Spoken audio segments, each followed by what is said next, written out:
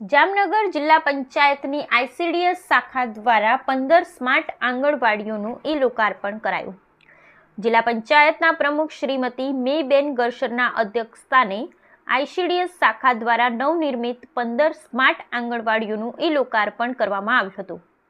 જામનગર જિલ્લા પંચાયતની વર્ષ 2023-24ની સ્વભંડોળની ગ્રાન્ટમાંથી સમગ્ર જિલ્લામાં 15 સ્માર્ટ આંગણવાડીઓનું નિર્માણ કરવામાં આવ્યું છે।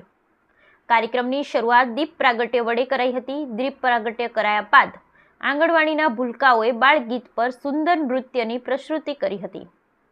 સમગ્ર વર્ષ દરમિયાન જિલ્લાના વિવિધ આંગણવાડી કેન્દ્રોમાં શ્રેષ્ઠ ફરજ બજાવનાર આંગણવાડી કાર્યકરોનું શિલ્ડ આપીને તેમનું સન્માન કરવામાં આવ્યું હતું। મહેમાનોને ભેટ સ્વરૂપે પુષ્પગુચ્છના બદલે આંગણવાડીના બાળકોએ તૈયાર કરેલી પ્રતિકૃતિ આપવામાં આવી હતી।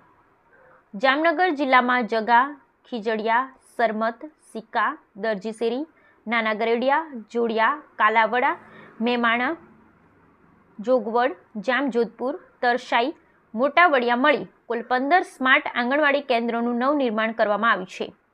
તેમજ આંગણવાડીઓની વિવિધ સેવાઓ ઉપલબ્ધિઓ દર્શાવતું સુંદર વિડીયો ગીત અમે કોણ અમે આંગણવાડીવાળાનું મંચસ્થ મહાનુભાવના હસ્તે લોન્ચિંગ કરવામાં આવ્યું હતું।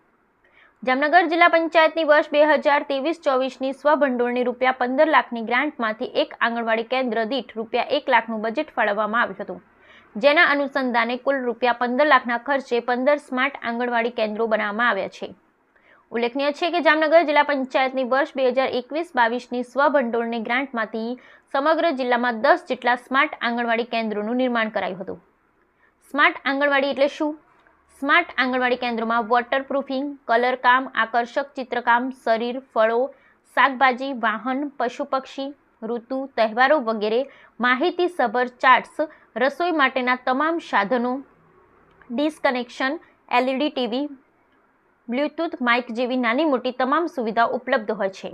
બાળકોને તેમના ઘર જેવું જ વાતાવરણ આંગણવાડી કેન્દ્રમાં મળે તે માટે સમગ્ર સ્ટાફ મિત્રો દ્વારા નાની નાની વાતોની કાળજી લેવામાં આવે છે। બાળકોને દરરોજ પૌષ્ટિક તત્વોથી ભરપૂર સવારનો નાસ્તો અને ભાવતા ભોજનિયા પીરસવામાં આવે છે। ડિસ્ટ્રિક્ટ આઈસીડીએસ પ્રોગ્રામ ઓફિસર સુશ્રી બિનલ સુથારે ઉપસ્થિત સર્વેનું શાબ્દિક સ્વાગત કર્યું હતું। કાર્યક્રમના અંતે ધ્રોલ સીડીપીઓ શ્રી નર્મદા થોરિયાએ આભાર વિધિ કરી હતી। ઉક્ત કાર્યક્રમમાં જિલ્લા વિકાસ અધિકારી શ્રી વિકલ્પ ભારદ્વાજ, જિલ્લા પંચાયતના પદાધિકારીઓ સર્વ શ્રીમતી ભાવનાબેન ભેંસદડિયા, શ્રીમતી પ્રવીણાબેન ચભાડિયા, શ્રીમતી ગોમતીબેન ચાવડા, આરોગ્ય અધિકારી શ્રી ડોક્ટર નૃપુર પ્રસાદ, આઈસીડીએસ શાખાના અધિકારીગણ, કર્મચારીગણ, વિવિધ આંગણવાડીના કાર્યકર બહેનો, તેડાગર બહેનો, મુખ્ય સેવિકા બહેનો, આંગણવાડીમાં અભ્યાસ કરતા ભૂલકાઓ, વાલીઓ અને બહોળી સંખ્યામાં લાભાર્થીઓ હાજર રહ્યા હતા।